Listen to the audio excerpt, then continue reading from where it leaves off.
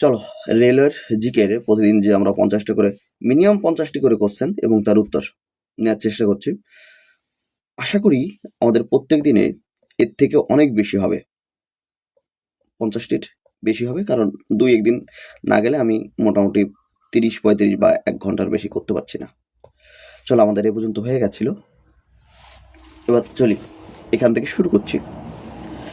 স্বাধীনতা, সাম্য এবং ভ্রাতৃত্বের নীতি, অর্থাৎ principles of liberty, equality and fraternity কোথা থেকে নেওয়া হয়েছে? France, Ireland, Britain, Australia. কোথা থেকে নেওয়া আছে? ফ্রান্স থেকে নেওয়া আছে। দেখো, ভারতের সংবিধান স্বাধীনতা, সাম্য এবং ভ্রাতৃত্বের নীতিগুলো ফ্রান্সের সংবিধান থেকে নেওয়া হয়েছে। আর রাষ্ট্র পরিচালনার নীতি অর্থাৎ ডিপিএসপি কোথা থেকে নেওয়া আছে? আয়ারল্যান্ড থেকে। মৌলিক কর্তব্য কোথা থেকে নেওয়া হয়েছে? রাশিয়া থেকে। মৌলিক অধিকার কোথা থেকে নেওয়া হয়েছে? মার্কিন যুক্তরাষ্ট্র। দ্বিকক্ষতন্ত্র ব্রিটেন থেকে নেওয়া হয়েছে। দুইটি কক্ষের যৌথ অধিবেশন অস্ট্রেলিয়া থেকে নেওয়া হয়েছে। আমাদের সংবিধানের প্রস্তাবনায় স্বাধীনতা, সাম্য এবং ভ্রাতৃত্বের ধারণা কোথা থেকে নেওয়া হয়েছে?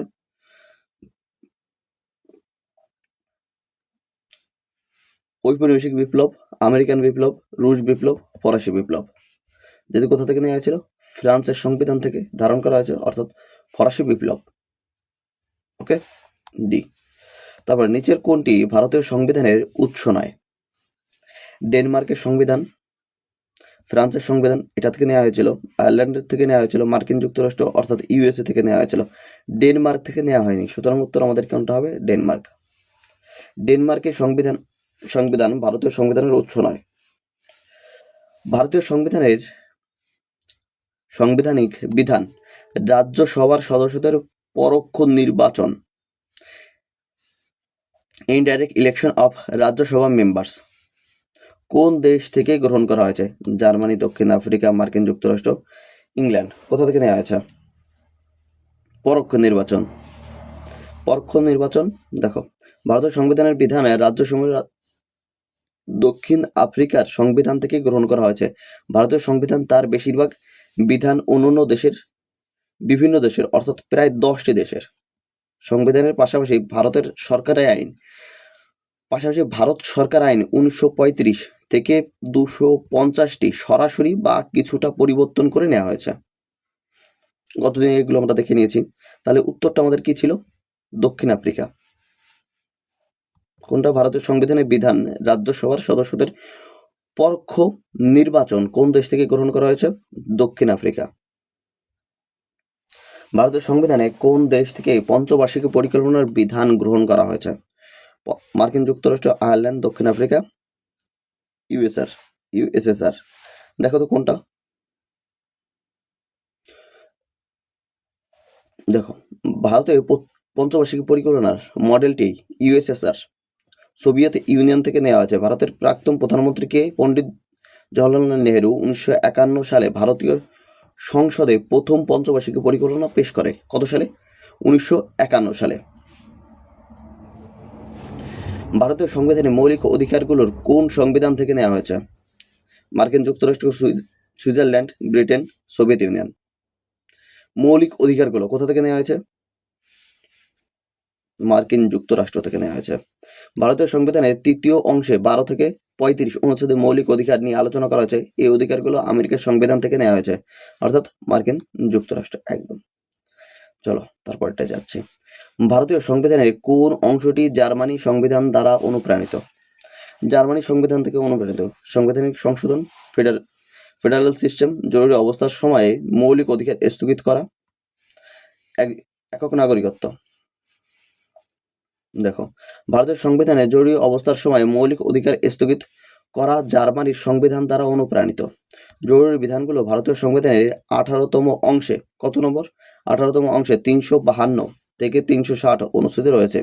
এই বিধানগুলো কেন্দ্রীয় সরকারকে যে কোনো অস্বাভাবিক পরিস্থিতিতে কার্যকরভাবে মোকাবেলা করতে সক্ষম করে। ভারতীয় সংবিধানের আইনে শাসনের ধারণাটি কোন সংবিধানের মধ্যে থেকে নেওয়া হয়েছে? শাসনের ধারণা, তাই তো? শাসনের ধারণা the idea of the rule of law of the Indian constitution? France, German, Britain, Canada. সরকারি শাসনের একক নাগরিকত্ব ব্রিটেন সংবিধান থেকে গ্রহণ করা হয়েছে। একক নাগরিকত্ব সি, ব্রিটিশ। চলো তারপরে দেখি, ভারতীয় সংবিধানে ফার্স্ট পার্ট অফ পোস্ট এর বিধান কোন সংবিধান থেকে গ্রহণ করা হয়েছে? আয়ারল্যান্ড, ফ্রান্স, ব্রিটেন, মার্কিন যুক্তরাষ্ট্র। এগুলো মনে রাখা একটু কঠিন, বাট কয়েকবার করলে পারে মোটামুটি মনে রাখবে। ফার্স্ট পার্ট দ্য পোস্ট পদ্ধতি সাধারণত সংখ্যাগরিষ্ঠ পদ্ধতি হিসেবে পরিচিত, যেখানে ভোটাররা একজন একক প্রার্থীর জন্য তাদের ভোট দেয় এবং সর্বাধিক ভোটপ্রাপ্ত প্রার্থী নিজেদের জয়ী হন। এই ব্যবস্থা ব্রিটিশ সংবিধান থেকে ধারণ করা হয়েছে। ভারতের সংবিধানে শক্তিশালী কেন্দ্রের সাথে ফেডারেশনের ধারণাটি কোথা থেকে নেওয়া আছে? ফেডারেশনের শক্তিশালী কেন্দ্রের সাথে ফেডারেশন মানে ইউনিয়নের যে ধারণা, সেটা নেওয়া হয়েছে কোথা থেকে? এটা ইউএসএ থেকে নেওয়া হয়েছে। দেখি, সরি, কানাডা থেকে নেওয়া হয়েছে। কোথা থেকে? কেন্দ্রমুখী ফেডারেলিজম, যেখানে কেন্দ্র রাজ্যগুলোর চেয়ে কি হবে? শক্তিশালী। রাজ্যগুলোর চেয়ে শক্তিশালী। কোথা থেকে নেওয়া আছে? কানাডা থেকে নেওয়া আছে। অবশিষ্ট ক্ষমতা কেন্দ্রের হাতে থাকবে। অবশিষ্ট ক্ষমতা কার হাতে থাকবে? কেন্দ্রের হাতে থাকবে। কেন্দ্রের রাজ্যগুলোর গভর্নর নিয়োগ করে সুপ্রিম কোর্টের পরামর্শমূলক এই খতিয়ান। কি থাকবে? সুপ্রিম কোর্টের পরামর্শ অনুযায়ী এই খতিয়ান। নিচের কোন দেশ থেকে ভারতীয় সংবিধান দ্বারা বাণিজ্যের স্বাধীনতা বৈশিষ্ট্যটি নেওয়া হয়েছে? Australia, Ireland, USSR, Germany. কোন দেশে ভারতের সংবিধান দ্বারা বাণিজ্যিক স্বাধীনতার বৈশিষ্ট্য নেওয়া হয়েছে? সেটা কোনটা? সব কেন ইংরেজি? বাংলাটা কোথায় গেল? এ বাবা, এত বড়! এটা মনে আমার ঠিক করা হয়নি, বুঝতে পারলে?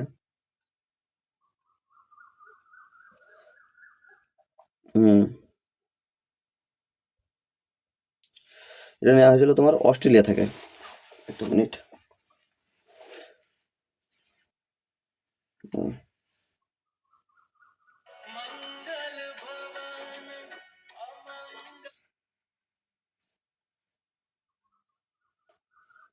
Hello, good morning.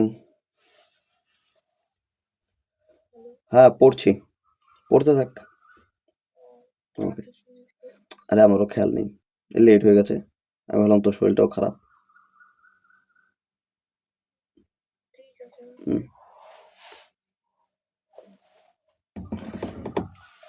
Freedom of trade of India article কত? 301। আর্টিকেল কত? 301। কোথা থেকে নেওয়া হয়েছে? অস্ট্রেলিয়া থেকে নেওয়া হয়েছে। কোথা থেকে নেওয়া হয়েছে? অস্ট্রেলিয়া থেকে নেওয়া হয়েছে। বাকিগুলো চাইলে দেখতে পারো, যেহেতু সব ইংরেজিতে রয়েছে, আর পড়ছে না। আমার মনে হয় এটা একটু পরিবর্তন করার দরকার আছে। পরে দেখছি পরিবর্তন করাটা। আমি এটা নিইনি, কোনোটা তো আমি বাংলায় নিয়েছিলাম। যাই হোক, চলো। কোন দেশের সংবিধান থেকে ভারতীয় সংবিধান মৌলিক অধিকারের বৈশিষ্ট্য ধার করা হয়েছে? মৌলিক অধিকার ধার করা হয়েছে। মৌলিক অধিকার ধার করা হয়েছে কোথা থেকে? France, Germany, Japan, USSR. কোথা থেকে?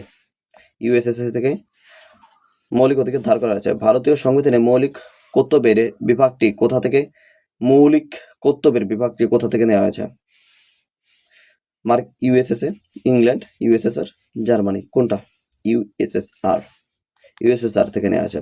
স্বাধীনতা, সাম্য, ভ্রাতৃত্ববোধ বিধানগুলো আমদানির জন্য ভারতের সংবিধান প্রণেতারা কোন দেশের সংবিধান বিবেচনা করেছিলেন?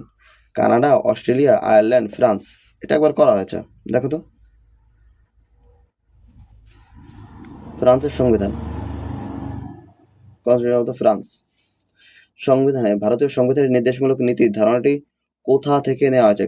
কি বলছে? ভারতীয় সংবিধানের নির্দেশমূলক নীতি কোথা থেকে নেওয়া হয়েছে? কানাডা, মার্কিন যুক্তরাষ্ট্র, আয়ারল্যান্ড, গ্রেট ব্রিটেন। নির্দেশমূলক নীতি অর্থাৎ ডিপিএসপি কোথা থেকে নেওয়া হয়েছে? কি বলছো? Welcome to know. সরি, আমার এখন তো লাগছে না। ডিপিএসপি কোথা থেকে নেওয়া হয়েছে? আয়ারল্যান্ড থেকে নেওয়া হয়েছে। কোথা থেকে নেওয়া হয়েছে? আয়ারল্যান্ড থেকে। কোন বিদেশি সংবিধান ভারতীয় সংবিধানের আইনের শাসনের ধারণা এর উৎস। মার্কিন যুক্তরাষ্ট্র, ইউকে অর্থাৎ যুক্তরাজ্য, আর ইউএসএসআর, তৎকালীন ইউএসএসআর জার্মানি। কোনটা নিয়েছে সংবিধান থেকে? আইনের শাসনের ধারণা। আইনের শাসনের ধারণা কোথা থেকে নেওয়া হয়েছে? যুক্তরাজ্য থেকে, ইউকে থেকে নেওয়া হয়েছে। কোথা থেকে? যুক্তরাজ্য, ইউকে থেকে। ভারতের সংবিধান সংশোধনের সরকার ধারণাটি কোন দেশ থেকে নেওয়া হয়েছে? ভারতের সংবিধানের সংসদীয় সরকার ধারণাটি কোন দেশ থেকে নেওয়া হয়েছে? আমেরিকা, ইংল্যান্ড, চীন, আয়ারল্যান্ড। কোথা থেকে? ইংল্যান্ড। কোথা থেকে নেওয়া হয়েছে? ইংল্যান্ড থেকে। ভারতের সংবিধানের স্বাধীন এবং ভ্রাতৃত্বের প্রবর্তনের ধারণা কোন দেশ থেকে নেওয়া হয়েছে? France, Russia, America, German. কোনটা? ফ্রান্স। কি নেওয়া আছে আরেকবার দেখে নিই। স্বাধীনতা এবং ভ্রাতৃত্বের প্রবর্তনের ধারণা কোথা থেকে নেওয়া হয়েছে? Independence and fraternity in the constitution. ভারতের সংবিধানের মৌলিক কর্তব্যগুলো কোন দেশের সংবিধান থেকে নেওয়া হয়েছে? আবার একই প্রশ্ন। Soviet union, USA. ভারতীয় সংবিধানে উল্লেখিত জরুরি বিধানগুলো কোন দেশের সংবিধান থেকে নেওয়া আছে? জরুরি বিধানগুলো মার্কিন যুক্তরাষ্ট্র, যুক্তরাজ্য, কানাডা, জার্মান। দেখো সবগুলো কোনো না কোনো পরীক্ষায় কিন্তু এসছে। ওকে, কোনো না কোনো পরীক্ষায় কিন্তু এসছে। কানাডা থেকে নেওয়া আছে। ভারতের সংবিধানের অনুচ্ছেদে এমন একটি বিধান রয়েছে যা লোকসভার তপশিলি জাতির তপশিলি উপজাতিদের জন্য আসন সংরক্ষণের নির্দেশ দেয়। আসন সংরক্ষণের নির্দেশ দেয়। কত? 335, 332, 330, 300, শুধুমাত্র 46। এবার দেখে নাও কোনটা? ভারতের সংবিধান 330 অনুচ্ছেদে এমন বিধান রয়েছে যা লোকসভা তপশিলি জাতি এবং তপশিলি উপজাতিদের জন্য আসন সংরক্ষণের নির্দেশ দেয়। উত্তর কত? 330। বার্ষিক আর্থিক বিবৃতি যা বাজেটের একটি অংশ হিসেবে উপস্থিত হয় তাদের সংবিধানের কোন অনুচ্ছেদের আওতায় রয়েছে? 115, 114, 113, 112। উত্তর 112। যোগ করলে কত হয়? 1 + 1 + 2 = 4। আমি আস্তে আস্তে এই জিনিসগুলো ধরে ধরে একটু মনে রাখার চেষ্টা করি, আর্টিকেলের বেশ কিছু জিনিস। চলো, ভারতীয় সংবিধানে 112 অনুচ্ছেদে বার্ষিক আর্থিক বিবৃতি নিয়ে আলোচনা করে যা বাজেটের একটি অংশ হিসেবে উপস্থিত হয়। সংবিধানের এই অনুচ্ছেদকে বলা হয় যে রাষ্ট্রপতির প্রতি আর্থিক বছরের ক্ষেত্রে সংসদে উভয় কক্ষের বার্ষিক প্রাপ্তি ব্যয়ের একটি বিবৃতি পেশ করেন যা এই অংশের আর্থিক বিবৃতি হিসেবে উল্লেখ করা হয়েছে। ভারতের সংবিধানে গৃহীত হওয়ার সময় দীর্ঘতম সংবিধান ছিল। তার মূল কতগুলো অনুচ্ছেদ রয়েছে? দেখো, প্রথমে তোমার কতগুলো অনুচ্ছেদ ছিল? 395টি। পরে হয়েছে কত? বর্তমানে কত আছে? 448টি। 1949 26শে নভেম্বর ভারতের গণপরিষদ দ্বারা ভারতীয় সংবিধান গৃহীত হয় এবং 1950 সালে 26শে জানুয়ারি কার্যকর হয়। গ্রহণের সময় 395টি অনুচ্ছেদ এবং 8টি তপশিলি ছিল, কিন্তু বর্তমানে 448টি অনুচ্ছেদ। তবে ক্রম অনুসারে 395টি এবং 12টি তপশিলি রয়েছে। ভারতের সংবিধানে কোন অনুচ্ছেদের বিধানের অধীনে রাষ্ট্রপতির প্রতি 5 বছর মেয়াদের শেষ হওয়ার পরে বা রাষ্ট্রপতির প্রয়োজনীয় মনে করলে তার আগে একটি অর্থ কমিশন গঠন করার ক্ষমতা রাখে? সেটা কত? 282, 280, 83 আর 81। সেটা হলো 280 অনুচ্ছেদ অনুসারে অর্থ কমিশনের একজন চেয়ারম্যান এবং রাষ্ট্রপতি কর্তৃক নিযুক্ত অন্য 4 জন সদস্য নিয়ে গঠিত হন। সংবিধানে 280 অনুচ্ছেদ থাকা একটি বিধান অনুসারে ভারতের রাষ্ট্রপতি অর্থ কমিশন গঠন করতে পারেন এবং রাজ্য সরকার ও কেন্দ্র সরকারের মধ্যে এবং রাজ্যগুলো নিজেদের মধ্যে কর বন্টন সম্পর্কে সুপারিশ করতে পারেন। ভারতীয় সংবিধানের নিচের কোন তপশিলিতে প্রতিটি রাজ্য এবং কেন্দ্রশাসিত অঞ্চল থেকে রাজ্য শহর প্রতিনিধিত্ব করার আসনের সংখ্যা বর্ণনা করা হয়েছে? এটা তোমার প্রতিটি রাজ্য, তপশিলি প্রতিটি রাজ্য এবং কেন্দ্রশাসিত অঞ্চল নিয়ে, তাই তো? তাহলে এখানে ইংলিশটা যদি দেখি, the Indian constitution describe the number of the representative of the council of the state for each state and union territory, সেটা কত? ফার্স্ট শিডিউল, প্রথম ফার্স্ট শিডিউল।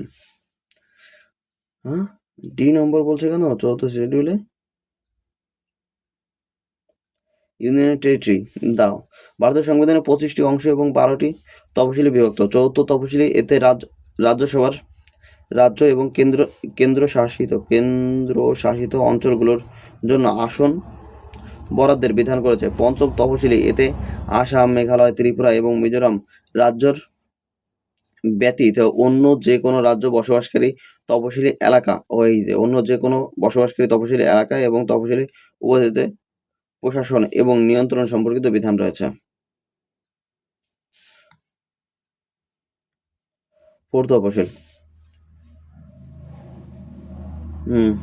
ফোর্থ শিডিউল থেকে union territory state of the state and union territory in the রাজ্যসভার কথা বলা হচ্ছে। 2022 সালে April অনুযায়ী ভারতীয় সংবিধানে 12টি তপশিলি সহ কতটি অনুচ্ছেদ রয়েছে?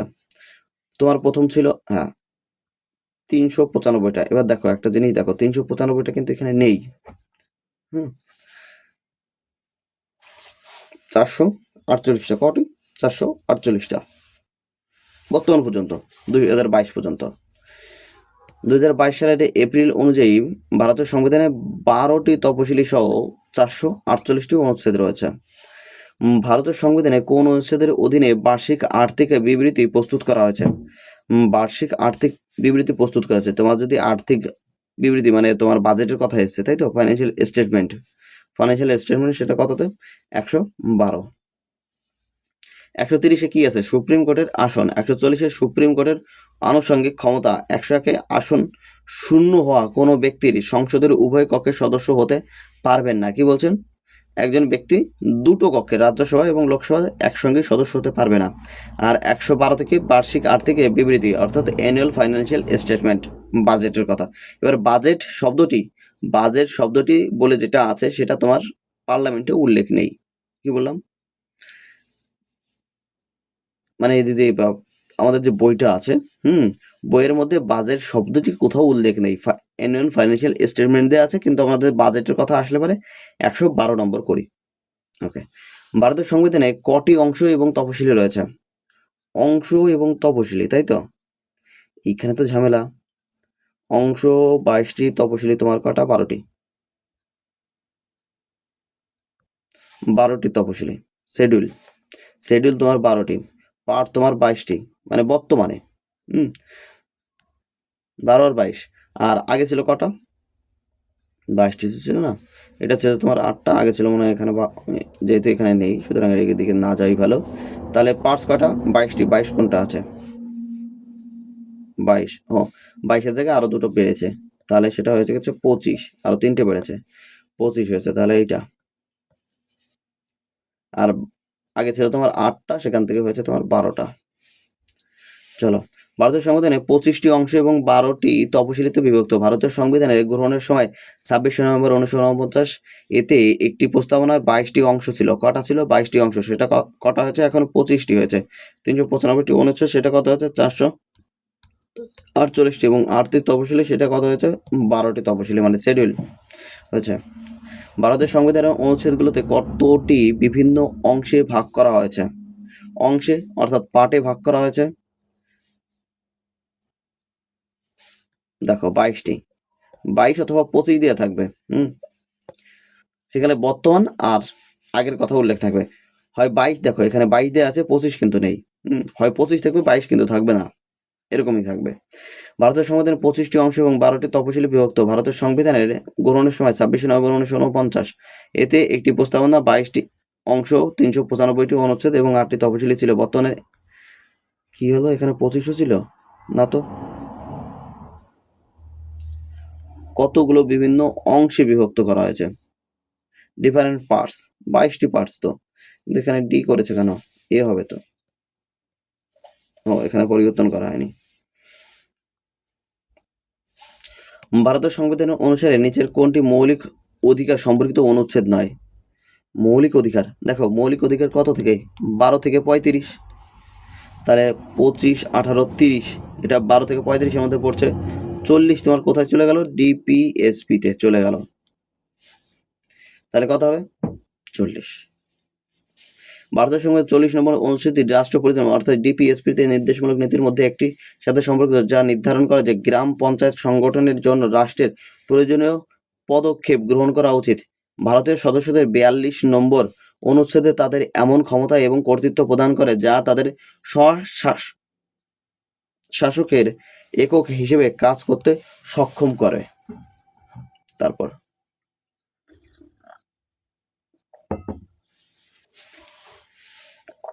কোন নির্দিষ্ট আর্থিক বছরের জন্য কেন্দ্রীয় বাজেট বা বার্ষিক আর্থিক বিবৃতি নামেও পরিচিত ভারতীয় সংবিধানে কোন অনুচ্ছেদে দেওয়া আছে? 112। এছাড়া তো নেই। একটা নির্দিষ্ট আর্থিক বছরের জন্য বার্ষিক অর্থ বিবৃতি এএফএস ভারতীয় সংবিধানে 112 অনুচ্ছেদে দেওয়া হয়েছে। 134 অনুচ্ছেদ সুপ্রিম কোর্টের অ্যাপিল খতিয়ান নিয়ে আলোচনা করা হয়। ভারতের সংবিধানে 38 অনুচ্ছেদ অনুযায়ী জনগণের কল্যাণের জন্য একটি সামাজিক ব্যবস্থা নিশ্চিত করতে রাষ্ট্র পরিকরবদ্ধ।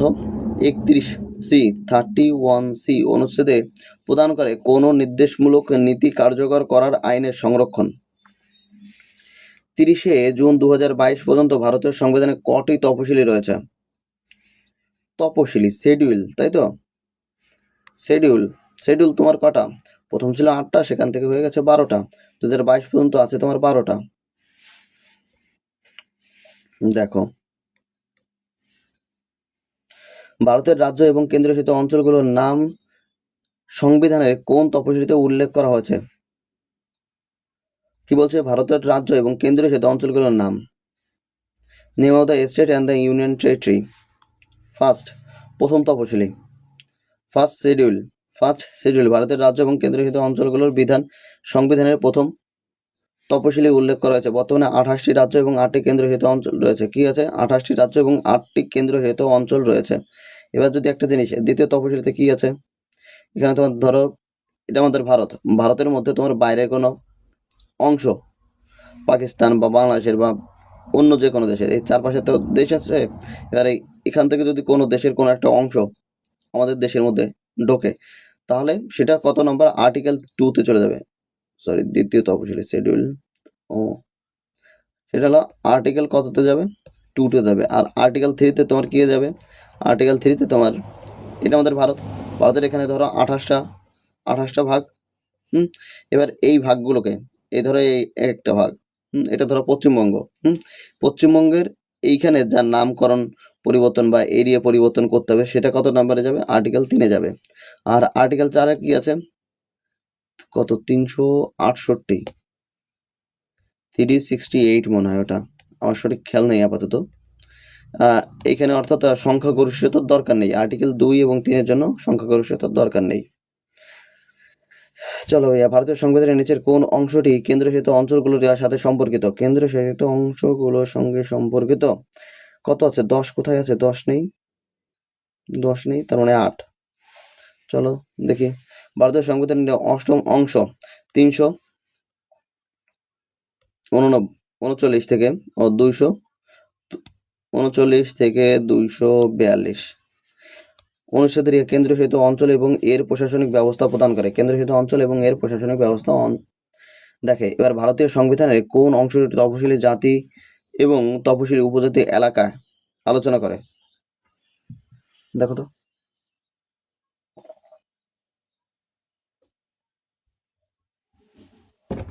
এটা হলো 10ম।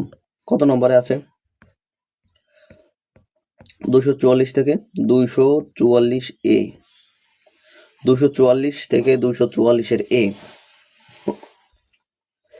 কোন অনুচ্ছেদে ভারতীয় সংসদকে তপশিলি জাতির তালিকা থেকে জাতি, বর্ণ, উপজাতি অন্তর্ভুক্ত এবং বাদ দেওয়ার ক্ষমতা রয়েছে? 43, 341, 200 আর 241। এইমাত্র 341 দেখলাম, তাই না?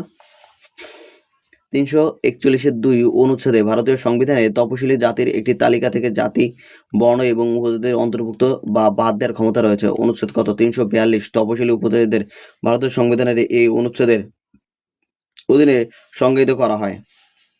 1943 রাষ্ট্র সকল শ্রমিকদের জন্য জীবন ধারণের মজুরি এবং জীবনযাত্রার একটি উপযুক্ত মান নিশ্চিত করার চেষ্টা করে। অনুচ্ছেদ 200-তে কি আছে? রাজ্য আইনসভা দ্বারা পাশ করা বিলে রাজ্যপাল সম্মতি। অনুচ্ছেদ 241 কেন্দ্রশাসিত অঞ্চলগুলোর জন্য হাইকোর্ট। কেন্দ্রশাসিত অঞ্চলগুলোর জন্য হাইকোর্ট। তাহলে আমাদের কত? আর্টিকেল 341। তারপরে বর্তমান ভারতের সংবিধানে কতটি তপশিলি রয়েছে? তপশিলি অর্থাৎ কি আছে? শিডিউল, তাই তো? শিডিউল কতটি আছে? শিডিউল তোমার 8টা ছিল, সেখান থেকে 12টা। ভারতের ইউনিয়ন মন্ত্রীর জন্য অফিসের শপথের রূপরেখা কোথায় রয়েছে? কি বলছে? ভারত ইউনিয়ন মন্ত্রীর জন্য অফিসের শপথের রূপরেখা কোথায় রয়েছে? শপথ গ্রহণ, তাই তো? শপথ গ্রহণ তোমার ওর্থ। 2 নম্বরে তোমার বেতন ভাতা। 3 নম্বর রয়েছে তোমার শপথ গ্রহণ। প্রথমে রয়েছে তোমার রাজ্যসভা, 1 নম্বরে রাজ্যসভা সংঘ, 2 নম্বরে তোমার এটা তোমার বেতন ভাতা, 3 নম্বরে এটা শপথ ওর্থ। 1 নম্বর তপশিলি রাজ্য কেন্দ্রশাসিত অঞ্চলসমূহ তালিকা এবং তাদের ব্যাপ্তি এবং আঞ্চলিক খতিয়ান রয়েছে। দ্বিতীয় তপশিলিতে সরকারি পদে অধিষ্ঠিত কর্মকর্তাদের বেতনের তালিকা রয়েছে। উদাহরণসমূহ রাষ্ট্রপতি, বিচারপতি, ভারতের নিয়ন্ত্রক এবং অডিটর জেনারেল ইত্যাদি। আর 3 নম্বরে কি রয়েছে? শপথ গ্রহণ। ভারতীয় সংবিধানের দ্বিতীয় তপশিলিতে কি নিয়ে কাজ করে? কি বলছে? ভারতীয় সংবিধানের দ্বিতীয় তপশিল কি নিয়ে কাজ করে? দ্বিতীয় তপশিল অবশ্যই রাষ্ট্রপতি, রাজ্যপাল, প্রধান বিচারপতি, হাইকোর্ট, সুপ্রিম কোর্টের বিচারপতিদের বেতন। শুধু আমার এইটুকু দেখতে হবে, স্যালারি অফ।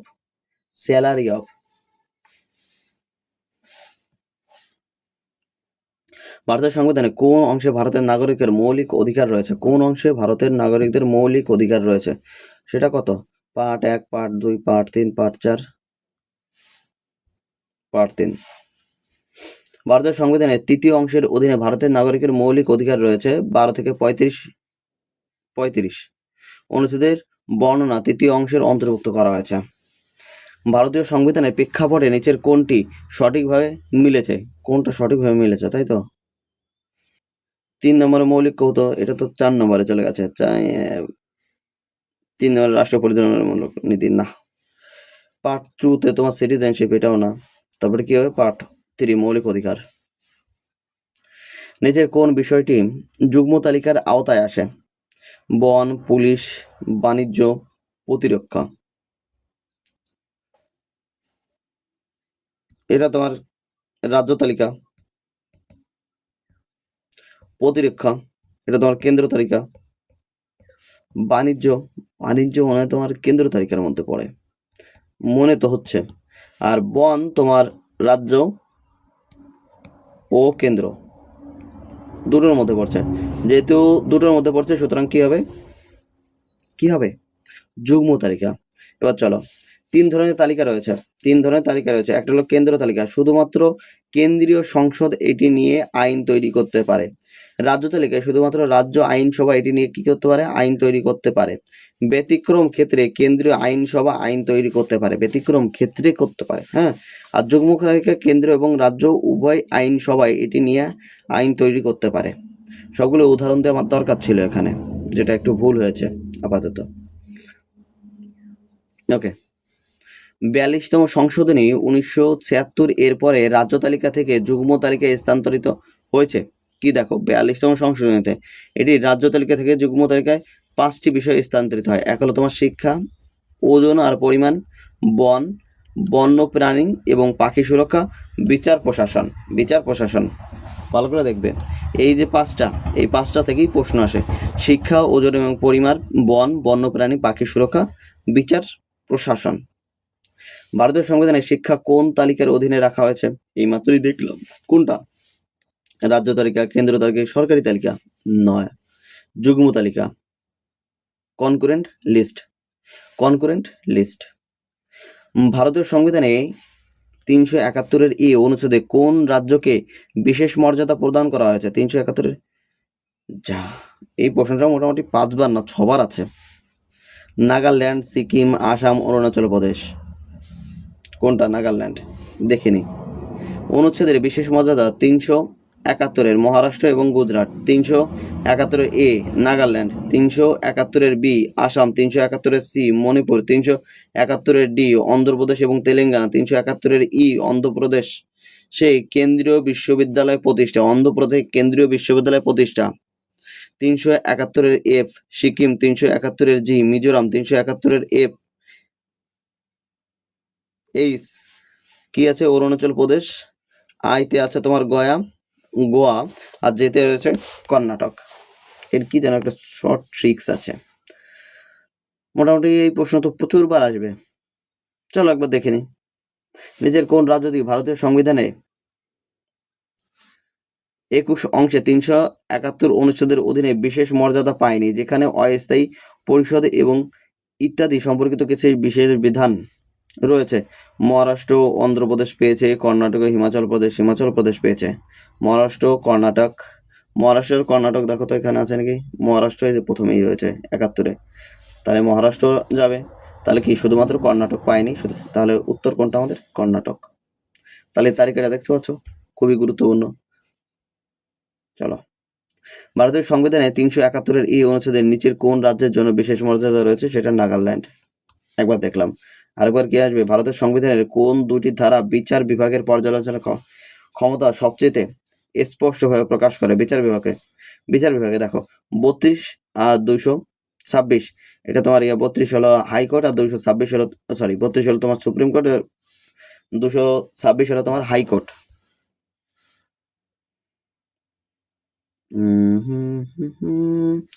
মূলত বিচার বিভাগীয় পর্যালোচনা ভারতের সংবিধানে 13 নম্বর ধারার অন্তর্ভুক্ত করা হয়েছে, কিন্তু পরোক্ষভাবে 13 নম্বর ধারায় 226 এবং 32 এর বিচার বিভাগীয় পর্যালোচনার ক্ষমতা করা হয়েছে তার সংবিধানের। 32 হলো সুপ্রিম কোর্টের, কি বলছে, সুপ্রিম কোর্ট দ্বারা রিট জারি করতে পারে, আর 226 হাইকোর্ট দ্বারা জারি করা রিট। রাজ্য তালিকার স্থানীয় গুরুত্বের বিষয়গুলো রয়েছে নিচের কোনটি রাজ্য তালিকার অন্তর্গত? জনস্বার্থ, স্যানিটাইজেশন, কৃষি, আয় ছাড়া অন্য আয়ের উপর কর, ব্যাংকিং, বীমা, কর্পোরেশন কর। ব্যাংকিং ও বীমা এটা তোমার কেন্দ্রের মধ্যে, কর্পোরেশন কর এটাও তোমার কেন্দ্রের মধ্যে চলে যাচ্ছে। স্বার্থ এবং স্যানিটাইজেশন এটা তোমার রাজ্যের মধ্যে আসছে।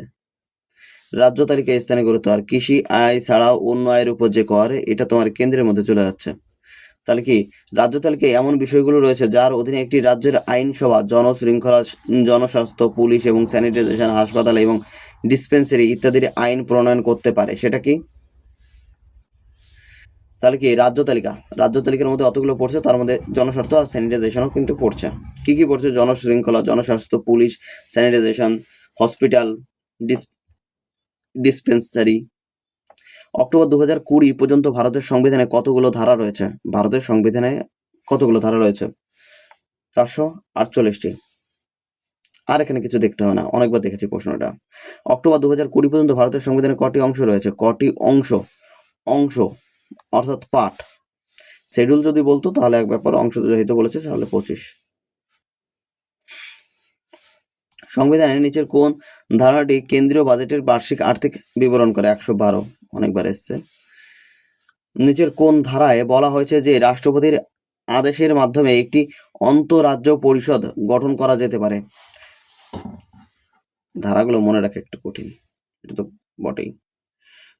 261, 62, 64, 63, কোনটা? 63, আন্তঃরাজ্য পরিষদ সম্পর্কিত 63।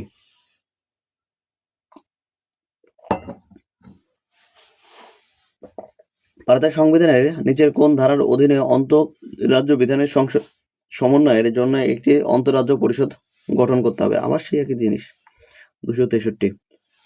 ভারতের সংবিধানে কোন ধারা নির্দিষ্ট পরিস্থিতিতে লোকসভা এবং রাজ্যসভার যৌথ অধিবেশন ক্ষমতা দেয়? তাই তো? কোন ধারায়? যৌথ অধিবেশন তোমার কত?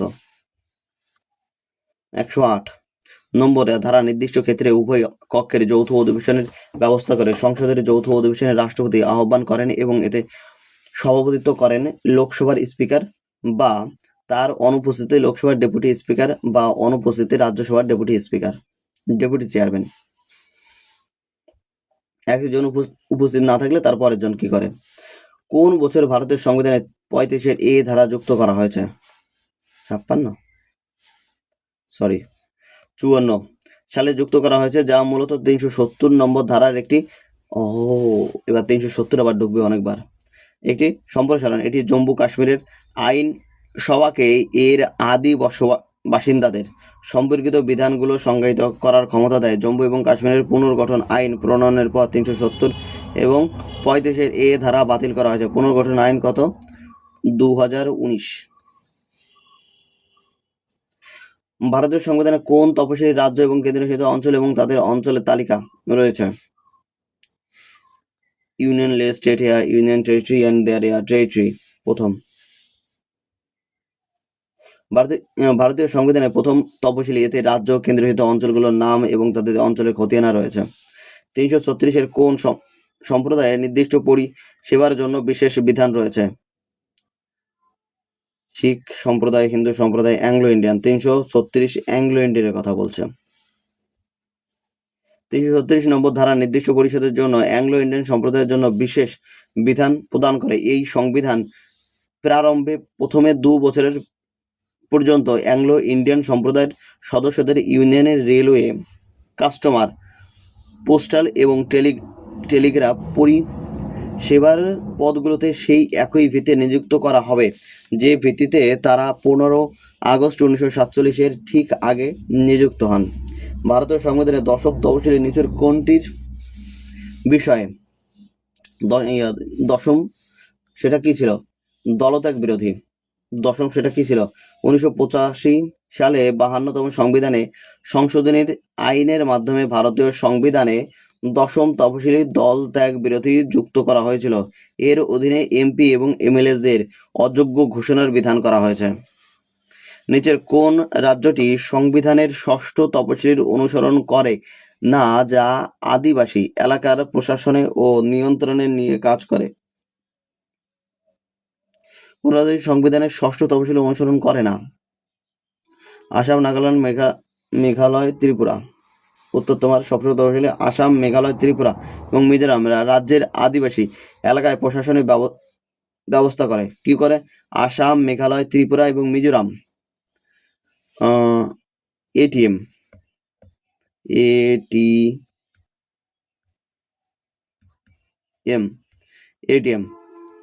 আসাম, ত্রিপুরা, মেঘালয়, মিজোরাম উইদাউট মানি। মনে আছে? এটিএম উইদাউট মানি। আদিবাসীর এলাকায় প্রশাসনিক ব্যবস্থা করে। ষষ্ঠ তফসিলির স্বায়ত্তশাসিত জেলা পরিষদের মাধ্যমে এলাকার প্রশাসনের স্বায়ত্তশাসন প্রদান করে। নাগাল্যান্ড এবং অরুণাচল প্রদেশের প্রশাসন এবং নিয়ন্ত্রণের ষষ্ঠ তফসিলের অধীনে আসে না। কোথায়? ষষ্ঠ তফসিলে আসে না। তাহলে কে কে আসে? আসাম, মেঘালয়, ত্রিপুরা, মিজোরাম। আসাম, মেঘালয়, ত্রিপুরা, মিজোরাম। নাগাল্যান্ড এলো না, সুতরাং উত্তর কোনটা? নাগাল্যান্ড, বি। নিচের কোন রাজ্যটি ভারতীয় সংবিধানের ষষ্ঠ তফসিলের দ্বারা শাসিত নয়? আসাম, মিজোরাম, অরুণাচল প্রদেশ, ত্রিপুরা। তাহলে অরুণাচল প্রদেশ হবে না, ডি। নাগাল্যান্ড এবং অরুণাচল প্রদেশের প্রশাসন নিয়ন্ত্রণে ষষ্ঠ তফসিলের অধীনে আসে না। ভারতের সংবিধান, প্রশ্নটা দেখো, ভারতের সংবিধান লোকসভার আকার সীমাবদ্ধ চিহ্নিত করে যার অধীনে নির্বাচিত সদস্য, কি বলছে? নির্বাচিত সদস্য এবং জন সদস্য অ্যাংলো ইন্ডিয়ান সম্প্রদায়ে প্রতিনিধিত্ব করেন, যা ভারতীয় রাষ্ট্রপতি কর্তৃক মনোনীত হয়। তা কি করে? ভারতের রাষ্ট্রপতি কর্তৃক মনোনীত হয়। সেটা কত ছিল? 550 আর এখানে 2। ভারতের সংবিধানে লোকসভার আকার সীমাবদ্ধ করে যার অধীনে 550 জন নির্বাচিত সদস্য এবং 2 জন সদস্য অ্যাংলো ইন্ডিয়ান সম্প্রদায়ের প্রতিনিধিত্ব করে। ধারা কত? 331। ধারা কত? 331। যারা ভারতের রাষ্ট্রপতি কর্তৃক মনোনীত হয়। দ্রষ্টব্য, 2020 সালের জানুয়ারিতে 2019 সালের 104তম সাংবিধানিক সংশোধনের আইনের মাধ্যমে ভারতের সংসদ এবং রাজ্য বিধানসভাগুলোতে অ্যাংলো ইন্ডিয়ানদের জন্য সংরক্ষিত আসনগুলো কি করা হয়েছে? বাতিল করা হয়েছে। তারপর আমাদের সংবিধানে কোন ধারা বলে যে হাউজের সামনে ভোট হওয়ার ক্ষেত্রে স্পিকারের চূড়ান্ত কাস্টিং ভোট থাকবে? কোনটা বলে? 101, 99, 97, 100? সেটা কোনটা? ধারা 100। চেয়ারম্যান এবং স্পিকার সেই হিসেবে কাজ করা ব্যক্তির প্রথম দফার ভোট দেবেন না, তবে ভোটের সমতা মানে কি সমান যদি হয়ে যায় তবে একটি কাস্টিং ভোট থাকবে এবং তিনি প্রয়োগ করবেন। কাস্টিং ভোট থাকবে, অর্থাৎ এই যে দুটো দল হয়ে গেল, আমি কোনটা বেছে নেব, এইটা নাকি এইটা? সেখানে কাস্টিং করবে। কে করবে? চেয়ারম্যান বা স্পিকার বা সেই হিসেবে কাজ করা কোনো ব্যক্তি, মানে তখন সেই হিসেবে যে উপস্থিত আছে। চেয়ারম্যান উপস্থিত না থাকলে স্পিকার উপস্থিত না থাকলে তার হিসেবে আরেকজন যাকে মনোনীত করা হচ্ছে সেই সময়। ভারতের সংবিধানে 112 নম্বর ধারার অধীনে প্রস্তুত করা বার্ষিক আর্থিক বিবরণীকে কি বলা হয়? বাজেট। কি বলা হয়? বাজেট। কিন্তু বাজেট কথাটি কিন্তু সংবিধানে উল্লেখ নেই। ভারতীয় সংবিধানে 112 নম্বর অধীনে প্রস্তুত করা বার্ষিক আর্থিক বিবরণীকে বাজেট বলা হয়। সাধারণত বাজেটে আয়ের তালিকা এবং বাজেটের রাজস্বের ব্যয়ের হিসাব থাকে। সংবিধান সংশোধনী 42তম সংবিধান সংশোধনী করে এবং সংবিধানের প্রস্তাবনা ধর্মনিরপেক্ষতা, সমাজতান্ত্রিক এবং সংহতি শব্দগুলো অন্তর্ভুক্ত করে। এর কার ভিত্তিতে? 358, 349, 368, 366 কোনটা?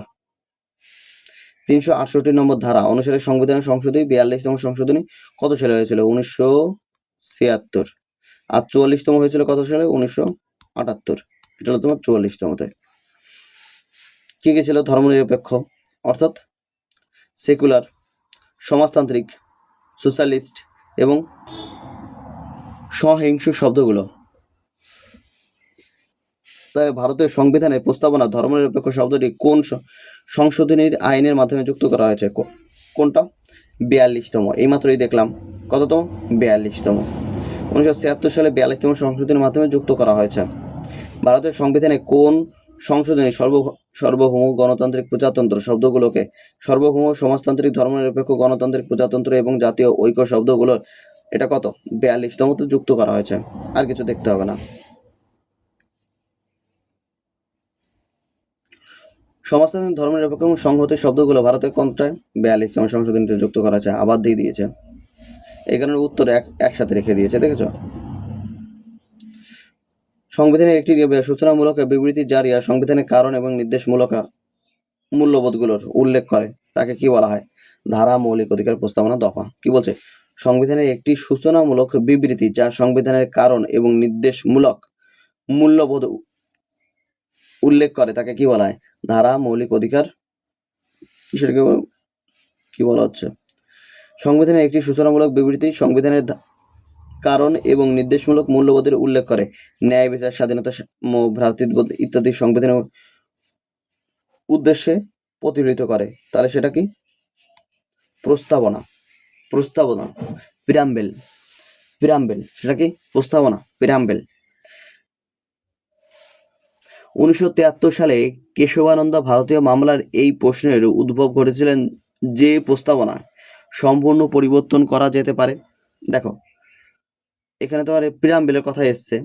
প্রিয়াম্বেল মানে প্রস্তাবনা। প্রিয়াম্বেল কি করা যেতে পারে? পরিবর্তন করা যায়। দেখো সম্পূর্ণ পরিবর্তন করা তো যাবে না, কারণ তার বেসিক যে স্ট্রাকচার সেটা রাখতেই হবে। বিভিন্ন বিভাগে বিভক্ত করা যেতে পারে। বিভিন্ন বিভাগে বিভক্ত করা যেতে পারে না, সংশোধন করা যেতে পারে। সংশোধন করা যাবে না। প্রথমত সংশোধন করা যাবে কিন্তু সম্পূর্ণ পরিবর্তন করা যাবে না। ওকে, বি অ্যামেন্ডমেন্ট করা যাবে। 1973 সালে কেশবানন্দ ভারতীয় মামলায় এই প্রশ্ন উদ্ভব করেছিল যে প্রস্তাবনা সংশোধন করা যেতে পারে। প্রস্তাবনা সম্পর্কে ফলাফল। এই ভারতীয় সংবিধানের প্রস্তাবনা সংবিধানের একটি অংশ। প্রস্তাবনার ক্ষমতার উৎস নয়। কি বলছে? ক্ষমতার উৎস নয়, সীমাবদ্ধতার উৎসও নয়। আইনের ব্যাখ্যার ক্ষেত্রে প্রস্তাবনা একটি গুরুত্বপূর্ণ ভূমিকা রয়েছে। সংবিধানের অংশ হিসেবে সংবিধানের 368 নম্বর ধারার অধীনে প্রস্তাবনা সংশোধন করা যেতে পারে, কিন্তু প্রস্তাবনার মৌলিক কাঠামো মানে বেসিক স্ট্রাকচার সংশোধন করা যাবে না। বেসিক স্ট্রাকচার বলে মানে মৌলিক কাঠামো মানে বেসিক স্ট্রাকচার বলেও কিন্তু কোনো টার্ম নেই। এটা তোমার হাইকোর্ট এটা তোমার বুঝিয়েছিল। বেসিক স্ট্রাকচার কি? ভারতের একটি ধর্মনিরপেক্ষ রাষ্ট্র হিসেবে বর্ণনা করে। কি বলছে? ধর্মনিরপেক্ষ রাষ্ট্র হিসেবে বর্ণনা করে।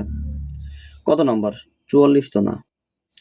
ধর্মনিরপেক্ষ সংবিধানের প্রস্তাবনা, হ্যাঁ, এটাও নয়, এটাও নয়, এটাও নয়। প্রিয়াম্বেল অফ দ্য কনস্টিটিউশন 1976 সালে 42তম সংশোধনের মাধ্যমে ভারতের সংবিধানে সমাজতান্ত্রিক ধর্মনিরপেক্ষ সংহতি এগুলো যোগ করা হয়েছিল, তাই তো? 42তম সংশোধনী মিনি সংবিধান নামেও পরিচিত। কি? 42তম মিনি কনস্টিটিউশন নামেও পরিচিত। কবে ভারতীয় সংবিধানে সমাজতান্ত্রিক ধর্মনিরপেক্ষ এবং গণতান্ত্রিক প্রজাতন্ত্র শব্দগুলো যুক্ত করা হয়েছে? ধর্মনিরপেক্ষ কত সালে? 42তম সংশোধনী। 76 42তম, দেখো 42তম দিয়ে দিয়েছে, 35তম না, 44তম না, 42তম দিয়ে দিয়েছে, আবার দুটো সাল দিয়ে দিয়েছে। 42তম সংশোধনী আইন 1976। ভারত ধর্মনিরপেক্ষ গ্রহণের করার আগে ভারতের নাগরিকের নিচের কোনটির অধিকার রয়েছে? তাদের ইচ্ছা কামনা এবং অনুযায়ী ধর্ম অনুসরণ করার অধিকার এবং স্বাধীনতা। অবশ্যই নিজেদের প্রকাশ করার অধিকার, স্বাধীনতা। ইচ্ছে মতো অনেক ভাষায় কথা বলার স্বাধীনতা। দেখো এই অধিকারগুলো রয়েছে, এগুলো মানছি, হালকা পাতলা রয়েছে, এগুলো ছোট করে রয়েছে। সংবিধানের আলোচনার অংশের অধিকার দেখো, সাধারণ মানুষের সংবিধানে অংশ নেওয়ার তো অধিকার নেই, সেখানে নির্বাচিতরাই যাবে শুধুমাত্র। এদের নিজের 2 নম্বরে কি আছে? নিজেদের প্রকাশ করার অধিকার বা স্বাধীনতা।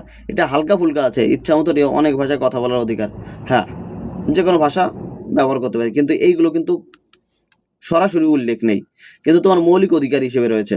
কিন্তু এটা তোমার উল্লেখ আছে ধর্মনিরপেক্ষতার ক্ষেত্রে, তোমার এই নাম্বারটা উল্লেখ আছে সরাসরি। তাদের ইচ্ছা কামনা অনুযায়ী ধর্ম অনুসরণ করার অধিকার উল্লেখ রয়েছে। ভারতীয় ধর্মনিরপেক্ষ গ্রহণ করার কারণে ভারতীয় নাগরিকের তার ইচ্ছামতো ধর্ম অনুসরণ করার অধিকার, স্বাধীনতা রয়েছে। ধর্মনিরপেক্ষতা মানে হলো সরকার কোনো ধর্মকে বিশেষ স্বীকৃতি বা সুরক্ষা দেবে না, এটি সমস্ত ধর্মকে সমানভাবে বিবেচনা করবে। নিচের কোন ক্ষেত্রে ভারত সম্পর্কে সঠিক বিবৃতি বেছে নিন? কি বলছে ভারত সম্পর্কে? ভারত একটি ঈশ্বরতান্ত্রিক দেশ, ভারত একটি ধর্মনিরপেক্ষ দেশ, ভারত একটি নির্দিষ্ট রাষ্ট্রীয় ধর্ম যে বিচার কেবল দেশে বসবাসকারী ভারতের জন্য দেওয়া হয় না। তাহলে কোনটা হবে? বি। আর এখান থেকে দেখতে হচ্ছে না। ভারতের সংবিধানে প্রস্তাবনা সমাজতন্ত্র শব্দটি নিচের কোনটি থেকে অনুপ্রেরণা লাভ করেছে? ফরাসি বিপ্লব, জার্মান বিপ্লব। সমাজতন্ত্র, ফরাসি বিপ্লব, জার্মান বিপ্লব, আমেরিকান বিপ্লব, রুশ বিপ্লব। কোথা থেকে নেওয়া হয়েছে? ভারতের সংবিধান প্রস্তাবনা সমাজতন্ত্র শব্দটি রুশ বিপ্লব থেকে নেওয়া হয়েছে, অনুপ্রাণিত। কোথা থেকে অনুপ্রাণিত হয়েছে? রুশ বিপ্লব থেকে। ভারতের সংবিধানের কোন অংশ সংবিধানে পরিণতদের চিন্তা প্রতিফলিত করে? মৌলিক কর্তব্য, নাগরিকত্ব, প্রস্তাবনা, মৌলিক অধিকার। কোনটা?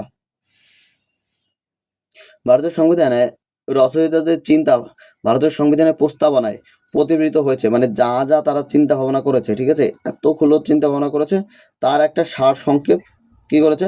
প্রস্তাবনার মধ্যে রেখে দিয়েছে। যেমন আমরা কোনো কবিতা বা গদ্য পড়লে পারে, মোটামুটি 10 পেজের একটা কবিতা বা গদ্য বললাম, মানে কিছু একটা পড়লাম, সেটাকে কি করলাম আমরা মোটামুটি সংক্ষিপ্ত করে আমরা যেটা বুঝলাম, কবি কি বলেছে এবং এই গল্পের মধ্যে কি বলেছে, কবির মনোভাবটা কি, সমস্ত কিছু কি করতাম, ছোট্ট করে লিখে দিতাম। প্রিয়াম্বেল সেই একই কাজ করে। প্রস্তাবনার ভাষা অস্ট্রেলিয়ার সংবিধান থেকে নেওয়া হয়েছে। অস্ট্রেলিয়ার সংবিধান থেকে নেওয়া হয়েছে। প্রস্তাবনার পুরো সংবিধানের সার সংক্ষেপ রয়েছে। প্রস্তাবনার পুরো সার সংক্ষেপ রয়েছে। কি রয়েছে দেখো এবার, ভারতীয় সংবিধানে কোন অংশে সংবিধান প্রণেতাদের চিন্তা প্রতিফলিত হয়েছে? সেটা কি? প্রস্তাবনা, অর্থাৎ প্রিয়াম্বেল। সংবিধানের কোন অংশটি এর নির্মাতাদের চেতনা এবং আদর্শ প্রতিফলিত করে? সেটা কি? প্রস্তাবনা, প্রিয়াম্বেল। নিচের কোনটি প্রস্তাবনার উল্লেখিত প্রজাতন্ত্র শব্দটির অর্থ নির্দেশ করে না? প্রজাতন্ত্র, কি বলছে? প্রজাতন্ত্র শব্দের অর্থ নির্দেশ করে না। রাষ্ট্রের প্রধান একটি নির্দিষ্ট সময়ের জন্য প্রত্যক্ষ বা পরোক্ষভাবে নির্বাচিত হন। হ্যাঁ, এটা তো ঠিক। রাজনৈতিক সার্বভৌম জনগণের হাতে থাকে এবং কোনো এক ব্যক্তির হাতে নয়। হ্যাঁ, এটাও ঠিক। এমনকি কোনো বিশেষ সুবিধা প্রাপ্ত শ্রেণীর অনুপস্থিতিতে প্রতিটি নাগরিকের জন্য কোনো বৈষম্য ছাড়াই সমস্ত সরকারি দপ্তর উন্মুক্ত। এটাও ঠিক। দেশের সর্বোচ্চ পদে যেখানে রাষ্ট্রের প্রধান একজন বংশানুক্রমিক হেরিডিটি থাকে না, অর্থাৎ গান্ধী পরিবারের যদি যদি কথা দেখো, একটা সিনেমা এরকমই বলেছে যে বাবা তার ছেলে, এটা কোনো হেরিডিটি বা বংশ পরম্পরা না যে এটা পাবেই। কিন্তু পেয়ে যাচ্ছে। কিন্তু জনগণের হাতে যেহেতু কিছু ক্ষমতা রয়েছে, তাই পুরোপুরিটা পাচ্ছে না। যেমন এখন বিজেপি আছে। প্রজাতন্ত্র নির্দেশ করে যে সাধারণ, হ্যাঁ, সেই হিসেবে আমাদের এখানে দেখতে গেলে তৃণমূল রয়েছে, তাই তো? এর বলাটা ঠিক কি ঠিক না, কারণ এই ভিডিওটা তুমি যদি অনেক পরে দেখে থাকো, তাহলে তৃণমূল আছে কি নেই তাও নিয়ে একটু সন্দেহ হতে পারে, বিজেপিও চলে আসতে পারে। প্রজাতন্ত্র নির্দেশ করে যে সাধারণ জনগণের মধ্যে থেকে যে কোনো ব্যক্তি দেশের সর্বোচ্চ পদ দখল করতে পারেন। বিকল্প ঘ, প্রজাতন্ত্র শব্দটি তার অর্থ নির্দেশ কি বলছে, অর্থ নির্দেশ করে না।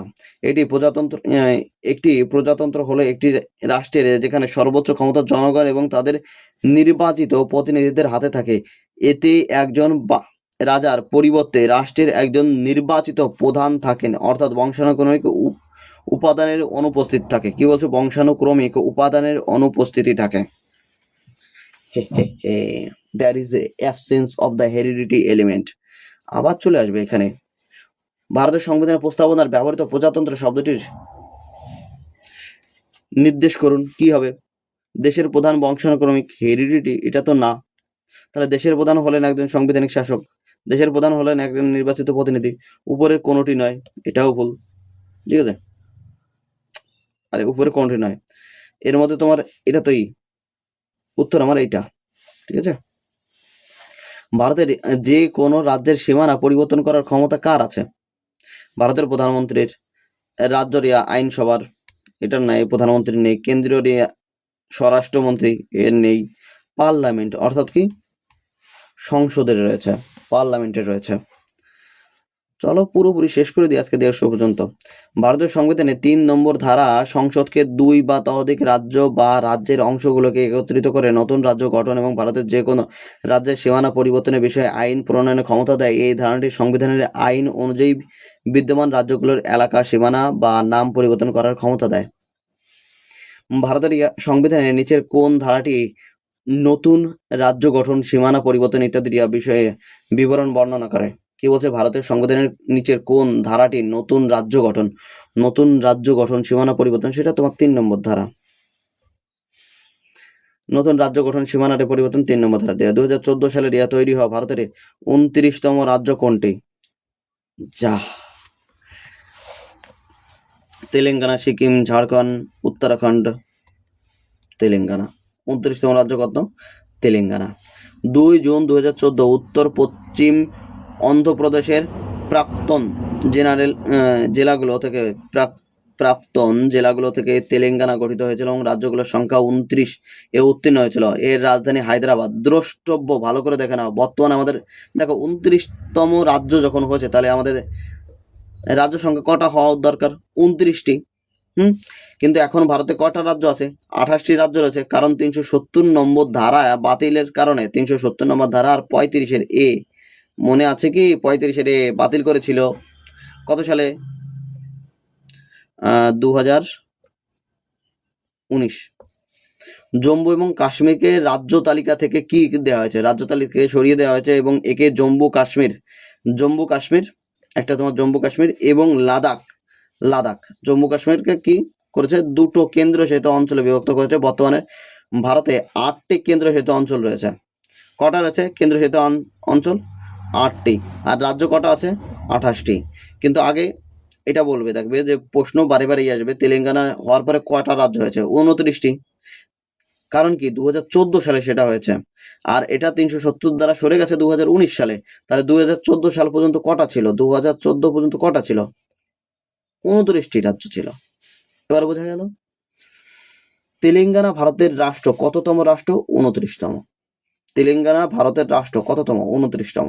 দেখো 2 জুন 2014 উত্তর পশ্চিম 29তম উত্তীর্ণ হয়। 370 ধারা বাতিল কারণে জম্মু কাশ্মীরকে রাজ্যের তালিকা থেকে সরিয়ে দেওয়া হয়েছে। একে জম্মু কাশ্মীর, লাদাখ, এখানে কত হলো? তাহলে বর্তমানে 8টি কেন্দ্রশাসিত অঞ্চল হয়ে গেছে। কিন্তু যখন পর্যন্ত, এটা হলো তোমার 2019 সালে, তাহলে 2019 সালে, আর এটা তোমার 2014 সালে, তাহলে সেই পর্যন্ত তোমার 29টি রাজ্য ছিল। নিচের কোন রাজ্যটি সম্প্রতি গঠিত হয়েছে? তেলেঙ্গানা 2014, তার আগে পরে তার আগে তো নেই। তেলেঙ্গানা সৃষ্টির পর আমাদের দেশের রাজ্যের সংখ্যা কত ছিল? 29টি। 2014 ভারতের ইউনিয়ন রাষ্ট্র হিসেবে তেলেঙ্গানা একটি ভৌগোলিক রাজধানী, এটা 29তম। চলো, ভারতের সংবিধানের নিচের কোন ধারার লেখা আছে ইন্ডিয়া অর্থাৎ ভারত হবে রাজ্যগুলোর একটি ইউনিয়ন? সেটা কত? 1 নম্বরে। দেখো, ইউনিয়ন আর ফেডারেশনের মধ্যে সম্পর্ক বা পার্থক্য রয়েছে। ইউনিয়নের মধ্যে পার্থক্য কি? এই যে অনেকগুলো রাজ্য, ঠিক আছে, ছোট ছোট ছোট ছোট রাজ্য, কেন্দ্রশাসিত অঞ্চল, এগুলো নিয়ে ইউনিয়ন গঠন করা হয়েছে, তাই তো? এবার ইউনিয়নের মধ্যে এটা কি দেখা যাচ্ছে কোথায় কেন্দ্র? ভালো করে বুঝে নাও। ইউনিয়ন অফ স্টেটের ব্যাপারে, অর্থাৎ এরা কোনো কিছু অর্থাৎ কেউ চাইলে পারে আমাদের দেশের বাইরে যেতে পারবে না। সেখানে তোমার কিন্তু ফেডারেলিজমের এই যে তোমার ইউএসএতে ফেডারেলিজম, এই যে দেখো মোটামুটি এই যে ভাগ করে রেখেছে, এরা চাইলে পারে, এরা যদি চায় তাহলে কি করতে পারে, এখান থেকে আলাদা হয়ে যেতে পারে।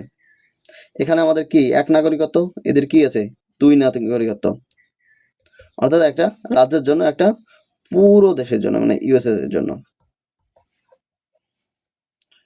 পুরো জন্য। চলো, এবার ভারতের সংবিধানে 1 নম্বর ধারায় লেখা আছে যে ইউনিয়ন ইন্ডিয়া যা ভারত রাজ্যগুলোর একটি ইউনিয়ন হবে। ধারা 2 বলে যে সংসদ আইন দ্বারা ইউনিয়নে অন্তর্গত করতে পারে বা নতুন রাজ্য স্থাপন করতে পারে যেমনটি সে উপযুক্ত মনে করে। মহারাষ্ট্র এবং গুজরাট রাজ্য কোন সালে গঠিত হয়েছে? ভাই এইগুলো মনে রাখা আমার পক্ষে টাফ, ঠিক আছে, আপাতত 1960-এ। সেটা কি বোম্বের পুনর্গঠন আইন অধীনে 1 মে 1960-এ মহারাষ্ট্র এবং গুজরাটের রাজ্যগুলো বিভক্ত এবং পূর্ণ রাজ্যের মর্যাদা দেওয়া হয়েছে। এই আইনের অধীনে বোম্বেকে 2টি পৃথক রাজ্যে বিভক্ত করা হয়েছে, যার একটিতে গুজরাটি এবং কচ্ছি প্রাথমিক ভাষা ছিল এবং অন্যটিতে মারাঠি এবং কোঙ্কনি ছিল। কি ছিল? মারাঠি এবং কোঙ্কনি ছিল। ছত্তিশগড়, উত্তরাখণ্ড এবং ঝাড়খণ্ড রাজ্যগুলো কোন বছর আলাদা করা হয়েছে? এটা কি তোমার 2000 সালে 1 নভেম্বর। দেখো, ছত্তিশগড়, উত্তরাখণ্ড, ঝাড়খণ্ড। ছত্তিশগড় 1 নভেম্বর, উত্তরাখণ্ড 9 নভেম্বর আর ঝাড়খণ্ড 15 নভেম্বর। ছত্তিশগড় মধ্যপ্রদেশ থেকে আলাদা হয়েছে, উত্তরাখণ্ড উত্তরপ্রদেশ থেকে আলাদা হয়েছে, আর ঝাড়খণ্ড কোথা থেকে আলাদা হয়েছে? বিহার থেকে আলাদা হয়েছে। এটি ভারতের রাজ্যের সংখ্যা 25। প্রথম কয়টা ছিল? 25, তারপরে কটা হলো? 28। 29তম রাজ্য কোনটা? লেখো এবার। ভারতের সংবিধানের 35-এর এ ধারা নিচের কোন রাজ্যের জন্য বিশেষ বিধানের কথা উল্লেখ করে? দেখো, 35-এর এ বলো আর 370 বলো, কার জন্য ছিল? জম্মু কাশ্মীর।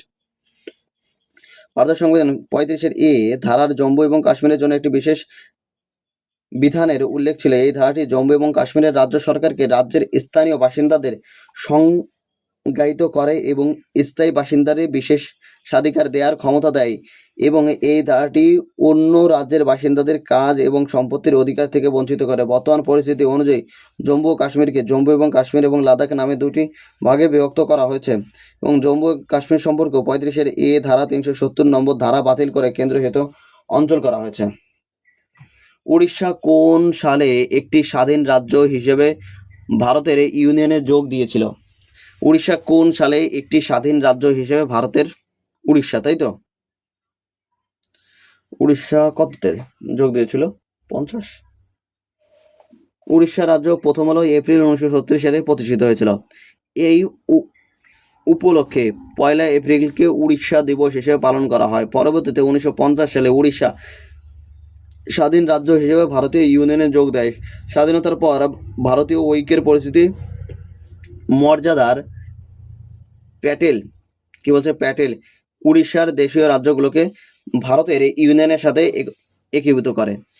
নিচের কোন রাজ্যটি 1949 সালে ভারতের অংশ হয়েছিল? 1949 সালে সিকিম, মেঘালয়, মণিপুর, ত্রিপুরা। আমরা এইমাত্র পেলাম তোমার উড়িষ্যা। উড়িষ্যা তো এখানে আসবে না, উড়িষ্যা তো এমনিও নেই। স্বাধীনতার পর ত্রিপুরা 1949 সালে ভারতের অংশ হয়েছিল এবং 1 জুলাই 1963 খ্রিস্টাব্দে একে একটি কেন্দ্রশাসিত অঞ্চল করা হয়েছিল। পরে 21 জানুয়ারি 1972 খ্রিস্টাব্দে একে পূর্ণ রাজ্যের মর্যাদা দেওয়া হয়। 21 জানুয়ারি 1947 সালের গঠিত হয়েছিল। কি গঠিত হচ্ছে? তেলেঙ্গানা। উড়িষ্যা, তেলেঙ্গানা তো না, উড়িষ্যা, মেঘালয়, গোয়া। কোনটা? রাজ্য মেঘালয়। গঠনগত 21 জানুয়ারি 1972। সিকিম কবে ভারতের একটি রাজ্যে পরিণত হয়? 72 সালে। 72 না 73? কনফিউশন করে দিল। 74, 75 সালে। দেখেছো, 72 সালে গঠিত হয়, 75 সালে পূর্ণ রাজ্যের মর্যাদা পায়। একটি রাজ্যে পরিণত হয় 75-এ। আর 72-এ তোমার কি ছিল? কেন্দ্রশাসিত ছিল, তাই না? কেন্দ্রশাসিত অঞ্চল হিসেবে 74 সালের 75তম সংবিধানের সংশোধনের মাধ্যমে 1975 সালে সিকিমকে ভারতের ইউনিয়নের একটি সহযোগী রাজ্যের মর্যাদা দেওয়া হয়েছিল। 1975 সালে 36তম সংবিধান সংশোধনের মাধ্যমে সিকিমকে পূর্ণ রাজ্যের মর্যাদা দেওয়া হয়েছিল। 6 মে 1975 সালে সিকিম ভারতের 22তম রাজ্যে পরিণত হয়। কততম? 22তম রাজ্যে পরিণত হয়। আর মাত্র কয়েকটা প্রশ্ন আছে, 5-7টা প্রশ্ন আছে। গোয়াকে কোন বছর মহারাষ্ট্রের সাথে একীভূত করা হয়েছে? গোয়াকে একীভূত করা হয়েছে? সালটাল আমার মনে থাকে না, সুতরাং আপাতত কিছু করার নেই। বেশ কয়েকবার পড়তে হবে। 16 জানুয়ারি 1967 সালে শ্রীমতী ইন্দিরা গান্ধী 1967 সালে শ্রীমতী ইন্দিরা গান্ধীর আমলে গোয়া জনমত জরিপ পরিচালনায় হয়েছিল এবং মহারাষ্ট্রের সাথে গোয়ার অন্তর্ভুক্তির বিরুদ্ধে গোয়া অন্তর্ভুক্ত করতে চেয়েছিল, তার বিরুদ্ধে এটি ছিল প্রথম জনমত জরিপ। গোয়ার মানুষ একীভূত হওয়ার বিরুদ্ধে ভোট দেয় এবং গোয়ায় একটি কেন্দ্রশাসিত অঞ্চল হিসেবে থেকে যায়। পরে 1968 সালে গোয়া ভারতের ইউনিয়নের মধ্যে একটি পূর্ণাঙ্গ রাজ্যে পরিণত হয়। কত সালে? 1968 সালে। তাহলে এখানে কত? 1967। কোন বছর মহারাষ্ট্রের সাথে একীভূত হওয়ার বিপক্ষে বিকল্প দেওয়া হয়েছিল? 1967। আর তার 20 বছর পরে প্লাস যদি করি 20 বছর, অর্থাৎ 1987 সালে কি করে? গোয়াকে পূর্ণাঙ্গ রাজ্যে পরিণত করা হয়েছে। ভারতের সংবিধানের 7 নম্বর ধারা অনুযায়ী যে ব্যক্তি সাতগুল্য মানে ধরো পাকিস্তান থেকে ভারতে চলে গেছে, ভারত থেকে তোমার পাকিস্তানে গেছে, ভারত থেকে পাকিস্তানে গিয়েছে, আবার পাকিস্তান থেকে ভারতে এসছে, তারা নাগরিকত্ব পাবে। কিন্তু যারা ভারত থেকে পাকিস্তানে চলে গেছে, সরাসরি চলে গেছে, আর নাগরিকত্ব পাবে না। ঠিক আছে, এর পক্ষে নিয়ম নিয়ে পরে ভারতের ভূখণ্ড থেকে এখন পাকিস্তানের অন্তর্ভুক্ত ভূখণ্ডে চলে গেছেন, তাকে ভারতের নাগরিক বলে গণ্য করা হবে না। কত তারিখে? 1 মার্চ 1947। কত? 1 মার্চ 1947। ভারতের সংবিধানের 7 নভেম্বর ধারা অনুসারে যে ব্যক্তি 1947 সালে 1 মার্চের পরে ভারতের ভূখণ্ড থেকে এখন পাকিস্তানের অন্তর্ভুক্ত ভূখণ্ডে চলে গেছে, তাকে ভারতের নাগরিক বলে গণ্য করা হবে না। ভারতের সংবিধানের 6 বি 1 ধারা অনুযায়ী প্রত্যেক ব্যক্তির ভারতের নাগরিকত্বের অধিকার রয়েছে। হ্যাঁ, যদি সে এর আগে যদি পাকিস্তান থেকে চলে আসে এবং তার স্থানান্তরের তারিখ থেকে সে সাধারণত ভারতের ভূখণ্ডে বসবাস করে। কত তারিখ? 19 জুলাই 1948। হ্যাঁ, ঠিকই বলেছি, 19 জুলাই 1948। কনফিউজ তো হবে, এখনো কনফিউশন হবে, মোটামুটি আরো দুবার দেখতে হবে এগুলো। ভারতের সংবিধান 19 জুলাই 1948 আগে পাকিস্তান থেকে চলে আসলে এবং তার স্থানান্তর তারিখ থেকে সে সাধারণত ভারতের ভূখণ্ডে বসবাস করতে থাকলে একজন ব্যক্তি স্বাভাবিকরণের মাধ্যমে ভারতের নাগরিকত্ব অর্জন করতে পারেন যদি তিনি সাধারণত কত বছরের জন্য ভারতের বাসিন্দা হন? 12 বছর। কত বছর? 12 বছর। এর আবার রুল আছে, রুলগুলো একবার দেখে নিই। স্বাভাবিকরণের মাধ্যমে ভারতের নাগরিকত্ব একজন বিদেশি অবৈধ অধিবাসী নয়, যিনি অবৈধ তিনি কিন্তু নয়, বিদেশি দ্বারা অর্জন করতে পারে যদি তিনি সাধারণত 12 বছরের ধরে ভারতে বসবাস করেন। আবেদনের তারিখের ঠিক আগে 12 মাস আবেদন করলো, তার আগে থাকতে হলো 12 মাস, এবং 12 মাসের আগে ওই 14 বছরের ওর মধ্যে 14 বছরের মধ্যে 11 বছর থাকতে হবে। তার মানে 3 বছর সে হয়তো যে দেশের বাসিন্দা ছিল সেখানে যেতে পারে, থাকতে পারে। ভারতের সংবিধানে 5 থেকে 11 অনুচ্ছেদের ইহা কিসের সাথে সম্পর্কিত? এটাই এইমাত্র এলো। নাগরিকত্ব, মৌলিকত্ব, ভারতীয় ইউনিয়ন, মৌলিক অধিকার। হ্যাঁ, এই নাগরিকত্ব কাটছি কেন? নাগরিকত্ব। অংশ 1 থেকে 4 ইউনিয়ন এবং এর অঞ্চলসমূহ অর্থাৎ ইউনিয়ন অ্যান্ড ইটস টেরিটরি। অংশ 2 থেকে 11 কি আছে? সিটিজেনশিপ। অংশ 3 12 থেকে 35 কি আছে? মৌলিক অধিকার। অংশ 4 36 থেকে 51 রাষ্ট্র পরিচালনামূলক নীতি, নির্দেশমূলক নীতি, অর্থাৎ ডিপিএসপি। আর 4 হ্যাঁ, অংশ 4-এর এ 4-এর এ কি আছে? মৌলিক কর্তব্য। 4-এর এতে কি আছে? মৌলিক কর্তব্য। মোটামুটি কিছু হোক আর না হোক 51-র এ পর্যন্ত তো ঠোঁটের আগায় থাকবে, ঠিক আছে, যেটা আমার আপাতত নেই। দেখা যাবে আরো 1 মাসের মধ্যে ঠোঁটের আগায় চলে আসছে। না হলে এরকম হতে পারে যে তোমাকে চোখের ইশারা করব, তুমি বুঝে যাবে। সংবিধান প্রবর্তনের পর থেকে কোন আইনের নাগরিকত্ব এবং নাগরিকত্ব হারানোর বিধান রয়েছে? কোনটাই, তাই তো? এটা তোমার নাগরিকত্ব আইন 1955, নাগরিকত্ব আইন 1950 এইগুলো তো নেই। নাগরিকত্ব আইন 1955-তে করা হয়েছিল। সংবিধানের শুরুতে ভারতের সংবিধানের দ্বিতীয় অংশে 1 থেকে 5 থেকে 11 অনুচ্ছেদে নাগরিকত্ব সম্পর্কিত বিধানগুলো দেওয়া হয়েছে। প্রাসঙ্গিক ভারতীয় আইন হলো নাগরিকত্ব আইন 1955, যা নাগরিকত্ব সংশোধনী আইন 1986, নাগরিকত্ব সংশোধনী আইন 1992 ভারতের রাষ্ট্রপতি কর্তৃক 2004 সালে 7 জানুয়ারি নাগরিকত্ব সংশোধনী আইন এবং 2003 দ্বারা সংশোধন করা হয়েছে। কতবার হয়েছে দেখেছো? 1955 নাগরিকত্ব আইন, যা নাগরিকত্ব সংশোধনী আইন 1986, আর নাগরিকত্ব সংশোধনী আইন 1992 ভারতের সংবিধান কর্তৃক গৃহীত 2004 সালে 7 জানুয়ারি নাগরিকত্ব সংশোধনী আইন আর 2003 দ্বারা সংশোধনী আইন। নিচের কোনটি ভারতীয় সংবিধানের দ্বিতীয় অংশে উল্লেখ করে? দ্বিতীয় অংশে মানে দ্বিতীয় পাঠ। দ্বিতীয় অংশে তোমার 5 থেকে কত? 11।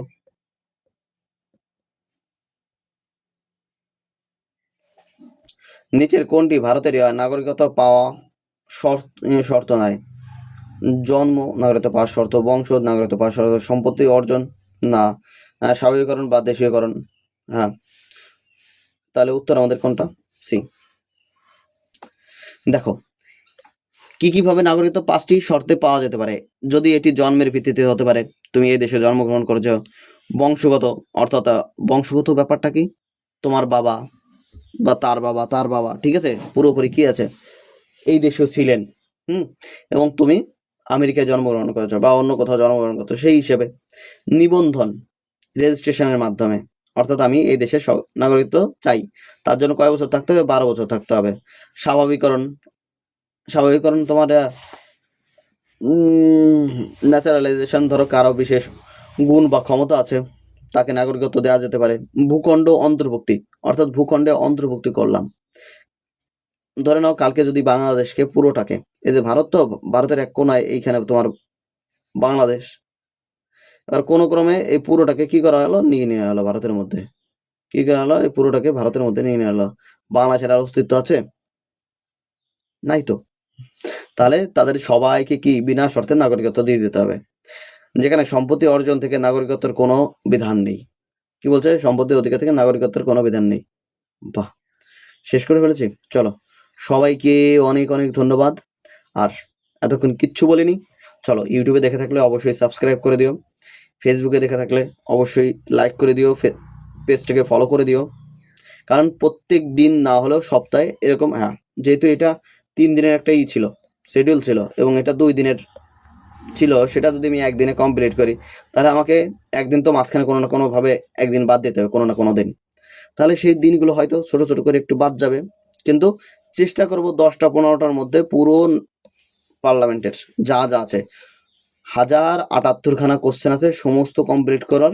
সেখানে 78খানা ধরে নাও বাদ যাবে, কিছু কিছু রিপিটেশন খুব বেশি থাকে, সেগুলো বাদ দিয়ে দেবো। সবাইকে অনেক অনেক ধন্যবাদ। আবার দেখা হচ্ছে পরের ভিডিওতে।